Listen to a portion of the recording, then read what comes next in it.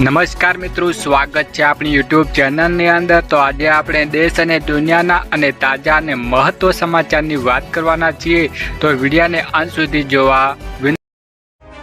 સૌ પ્રથમ સમાચારની વાત કરીએ કે અંબાલાલની આગાહી। ગુજરાતમાં આ વખતે એક જ મહિનામાં 51% જેટલો વરસાદ પડી ગયો છે। જૂન અને જુલાઈ બંને મહિનામાં સારો વરસાદ રહ્યો, પરંતુ છેલ્લા 4 દિવસે ગુજરાતમાંથી વરસાદ જાણે ગાયબ થઈ ગયો હોય એવું લાગી રહ્યું છે। વરસાદ બંધ થવાને કારણે ગરમીનો પ્રકોપ પણ વધી ગયો છે। હવામાન જાણકાર અંબાલાલ પટેલે કહેવામાં આવ્યું છે કે દક્ષિણ ચીન તરફ વાવાઝોડું બની રહ્યું છે, એટલે કે ગુજરાતમાં વાવાઝોડું જોર ઘટ્યું છે, પરંતુ આ વાવાઝોડાના અવશેષો તે બંગાળના ઉપસાગર આવશે અને બંગાળના ઉપસાગરના સક્રિય બનશે, એટલે કે ગુજરાતમાં ભારે વરસાદ પડશે। ખાસ કરીને રાજ્યના પૂર્વ ભાગોમાં મધ્ય ગુજરાતમાં પૂર આવી શકે છે, તેટલો વરસાદ પડશે। જુલાઈના ચોથા સપ્તાહ અને ઓગસ્ટ મહિનાના પડેલા વીકમાં ગુજરાતના મુશળધાર વરસાદ પડે એવી પટેલે આગાહી કરી છે। વધુમાં તો આગળ વાત કરીએ કે સાબરકાંઠા દૂધના ભાવ ફેર વધવા બાદ સાબર ડેરીએ સામે વિરોધનો વંટોળ। હિંમતનગરથી દૂધ મંડળી બંધ। સાબરકાંઠા જિલ્લાના સાબર ડેરી સામે પશુપાલકોના વિરોધના દિવસે દિવસે વધુ તીવ્ર બની રહ્યો છે। દૂધના ભાવમાં ફેરફાર અને સાબર ડેરીના નીતિઓ સામે રોષ ભરાયેલા પશુપાલકોએ હિંમતનગરના જામડા ગામની દૂધ મંડળીને બંધ કરાવી દીધી છે। સાબર ડેરીએ તાજેતરમાં દૂધના ભાવમાં વધારા કરીને પ્રતિ કિલો પેટમાં ₹9.75 જાહેર કર્યા હતા। જો કે આ ભાવમાં પશુ વધારોની અપેક્ષાઓને પૂરો કરવાની નિષ્ફળ રહ્યો છે। પશુપાલકોનું કહેવું છે કે ખેતી અને પશુપાલનના વધતા ખર્ચની સરખામણીમાં આ ભાવમાં નજીવો છે। વધુ આગળ મહત્વ સમાચારની વાત કરીએ કે પ્રધાનમંત્રી કિસાન સન્માન નિધિ યોજના। પ્રધાનમંત્રી કિસાન સન્માન નિધિ યોજના હેઠળ પીએમ કિસાન હેઠળ નાના અને સીમાંત ખેડૂતોને નાણાકીય સહાય પૂરી પાડવામાં આવે છે। આ યોજના હેઠળ દર વર્ષે 3 અબજ 6,000 રૂપિયાની નાણાકીય સહાય સીધી ખેડૂતોના બેંકના ખાતામાં ટ્રાન્સફર કરવામાં આવે છે। આ રકમ 4 મહિનાના અંતરમાં 2,000 રૂપિયાની 3 અબજ ખેડૂતોના ખાતામાં આપવામાં આવે છે। આ રકમ ડીબીટી દ્વારા ટ્રાન્સફર કરવામાં આવે છે। ખેડૂતોના પીએમ કિસાન યોજનામાં 20મો હપ્તો નહીં મળે જો તમે સરકાર દ્વારા આપવામાં આવેલી માર્ગદર્શિકાનું પાલન નહીં કર્યું હોય તો આગામી હપ્તાની વંચિત રહેલા શકો છો। પીએમ કિસાન સાથે સંકળાયેલા ખેડૂતોને કેવાયસી કરાયું નથી। જો તમે એવા ખેડૂતોમાં જેમાં જમીન રેકોર્ડ હજુ સુધી ચકાસવામાં આવ્યું નથી, જો તમે ફોર્મમાં કોઈ ભૂલ કરી હોય તે હપ્તાની વંચિત રહી શકો છો। જો તમારે બેંક એકાઉન્ટનો નંબર ખોટો હોય તો તમારે હપ્તો અટકી શકે છે। આ ઉપરાંત જો આધાર કાર્ડ બેંકો આધાર સાથે લિંક ન હોય તો પણ હપ્તા અટકી શકે છે। જો તમારા આમે કોઈ ભૂલ હોય તો કોમેન્ટ કરીને જણાવજો। વધુ આગળ મહત્વની વાત કરીએ કે 100 જિલ્લાઓના ખેડૂતો માટે પીએમની સ્માર્ટ કૃષિ યોજના।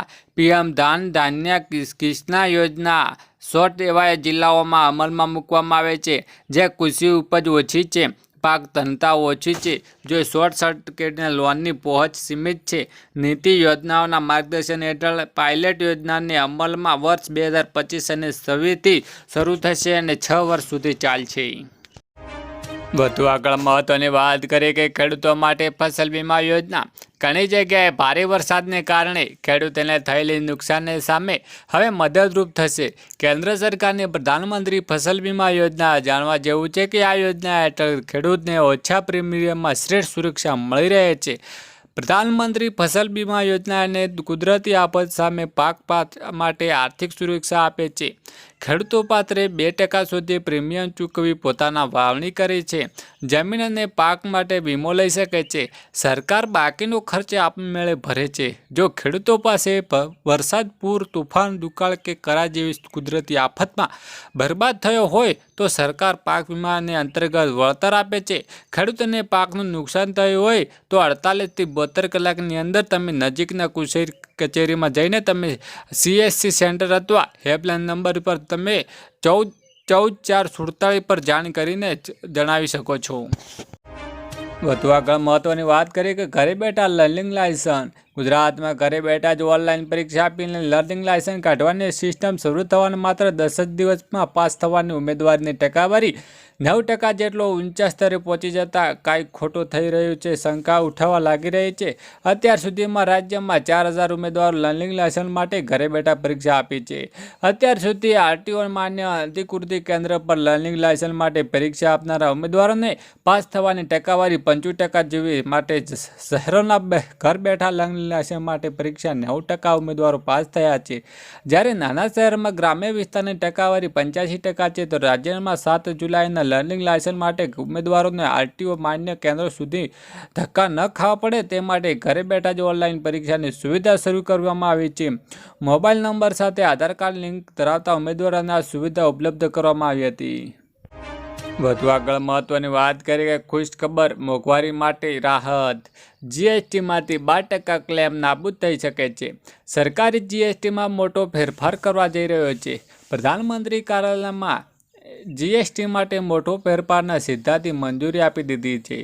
સૂત્રોનું માનીએ કે જીએસટી અમલીકરણ માટે 8 વર્ષ પછી આ પહેલો મોટો ફેરફાર છે. ઓગસ્ટમાં સંસદમાં ચોમાસા સત્ર પછી યોજનારમાં જીએસટી કાઉન્સિલિંગ બેઠકમાં આ અંગે પ્રસ્તાવ રજૂ કરી શકાય છે. જીએસટી કાઉન્સિલિંગ સૌથી મોટી સંસ્થા છે કે પરોક્ષ કર પર નિર્ણય લે છે. નાણાં મંત્રાલય રાજ્યો સાથે વાત કરીને આ સુધારાને આગળ વધારવા માટે સહમતિ બનાવવાનો પ્રયાસ કરે છે. મંત્રાલય આ પ્રસ્તાવ પર સંબંધિત વિભાગો સાથે વાતચીત શરૂ કરે છે. વધુ આગળ મહત્વની વાત કરીએ કે ગુજરાતમાં પીએમ સૂર્યઘર મુફ્ત વીજળી યોજના. ગુજરાત સરકાર દ્વારા રહેણાંક ગ્રાહકોમાં છત પર સોલાર સ્થાપનનો પ્રોત્સાહન આપીને વીજળીના બિલમાં ઘટાડો કરવાનો અને પર્યાવરણની સ્થિતિને પ્રોત્સાહન આપવા માટે પીએમ સૂર્યઘર મફત વીજળી યોજના અમલ મૂકવામાં આવી છે. જે અંતર્ગત નાણાકીય વર્ષ 2026 અને 27 સુધીમાં 10 લાખ ઘરોમાં છત પર સોલાર પ્લાન્ટની સ્થાપિત કરવાનો મહત્વાકાંક્ષી લક્ષ્યાંક રાખવામાં આવ્યો છે. વધુ આગળ વાત કરીએ કે આધાર કાર્ડના નિયમમાં મોટો ફેરફાર. નવા નિયમો અનુસાર હવે કોઈપણ નવા આધાર કાર્ડ માટે અરજી કરવા પહેલાં અરજદારોને વિશે ચકાસણી કરવા આરટીઆઈએ સ્પષ્ટ કર્યું છે. હવે દરેક નવા આધાર કાર્ડની નોંધણી પહેલાં તે સુનિશ્ચિત કરવામાં આવે છે સંબંધિત વ્યક્તિના નામે કોઈ આધાર નંબર નથી. જો તો કોઈ વ્યક્તિ પાસે પહેલેથી જ આધાર કાર્ડ છે અને નવા આધાર કાર્ડ લાગુ કરે તો તેની બાયોમેટ્રિક અન્ય વિભાગોમાં ઉપયોગ કરીને તે ઓળખ પુષ્ટિ કરવામાં આવશે. આ પગલું લેવામાં આવ્યું છે કે જે કોઈપણ વ્યક્તિ એક કરતાં વધારે આધાર કાર્ડ આપી શકે છે નહીં. અગાઉ ઘણા કિસ્સાઓ બન્યા છે કે જ્યાં એક જ વ્યક્તિ એક જ ઘરમાં વધારે આર્ટ્સ હતા.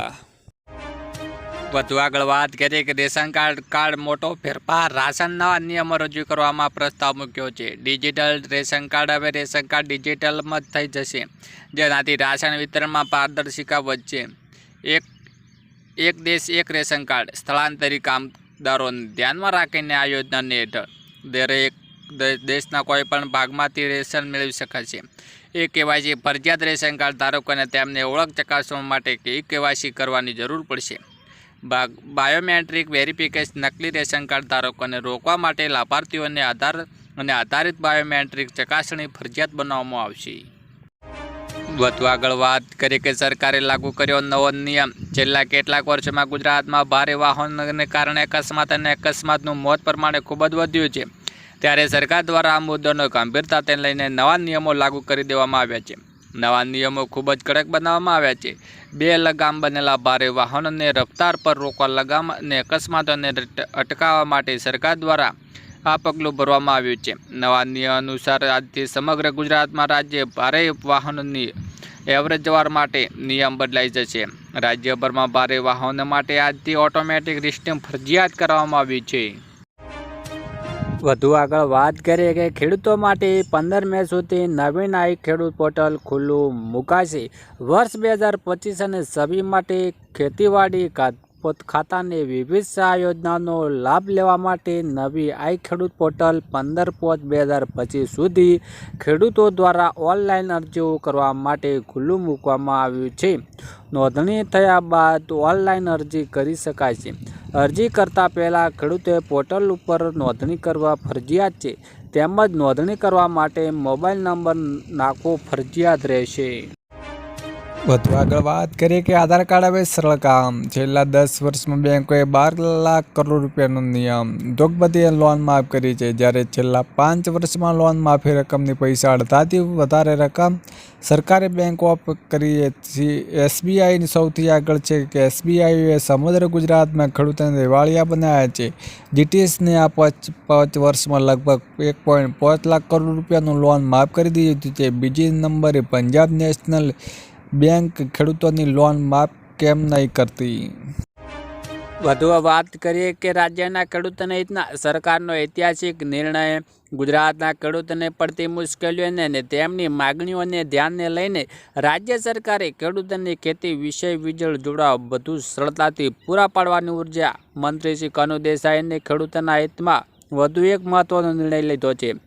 તે 7/12ના ઉતારામાં 1 કરતાં વધારે સડામીટ નામનો હોય તો દરેક સડામીટને સર્વે નંબર, જમીનના ક્ષેત્રને ધ્યાને લીધા વગર જ વીજ જોડાણ આપવાનું રહેશે. વધુ આગળ વાત કરીએ કે ખેડૂતોને પાક ધિરાણ લોન માફ. ગુજરાતના દરેક ખેડૂતો માટે પાક ધિરાણ લોન અને પાક ધિરાણ વ્યાજને લઈને આવ્યા છે મહત્વના સમાચાર. ખેડૂતોને લીધેલી લોનને નવી જૂની કરવા ખેડૂતો પાસેથી કેશ પેમેન્ટ માંગવાની બદલે ડાયરેક્ટ બેંકમાંથી ઓટો રિન્યૂ કરી આપવામાં આવે તેવી માંગ ખેડૂત દ્વારા કરવામાં આવી છે. તેમજ ખેડૂતનું પાક ધિરાણ વ્યાજ માફ કરવામાં આવે તો એવી માંગ ખેડૂતો કરી રહ્યા છે. જ્યારે ખેડૂતો બેંકના લોન પૈસા ભરવા માટે બહારથી વ્યાજ પૈસા લાવીને વ્યાજ પૈસા ભરે છે અને જેથી ખેડૂતોને ઓટો રિન્યૂ સુવિધા આપીને ખેડૂતોને થોડી રાહત આપવા આવે તેવી માંગ ખેડૂતો કરી રહ્યા છે. વધુ આગળ વાત કરીએ ખેડૂતોની પાક ધિરાણ લોન માફ. ગુજરાતના દરેક ખેડૂતો માટે પાક ધિરાણ લોન અને પાક ધિરાણ વ્યાજને લઈને આવ્યા છે મહત્વના સમાચાર. ખેડૂતોએ લીધેલી લોનની નવા જૂની કરવા ખેડૂતો પાસેથી કેશ પેમેન્ટ માંગવાની બદલે ડાયરેક્ટ બેંકમાંથી ઓટો રિન્યૂ કરી આપવામાં આવશે તેવી ખેડૂતો દ્વારા કરવામાં આવી છે. તે ખેડૂતોનું પાક ધિરાણ વ્યાજ માફ કરવામાં આવે એવી માંગ ખેડૂતો કરી રહ્યા છે. જ્યારે ખેડૂતો બેંક લોનના પૈસા ભરવા માટે બહારથી વ્યાજ પૈસા લાવીને વ્યાજ ભરે છે જેથી ખેડૂતોને ઓટો રિન્યૂ સુવિધા આપીને ખેડૂતો થોડી રાહત આપવામાં આવે તેવી માંગ કરી રહ્યા છે.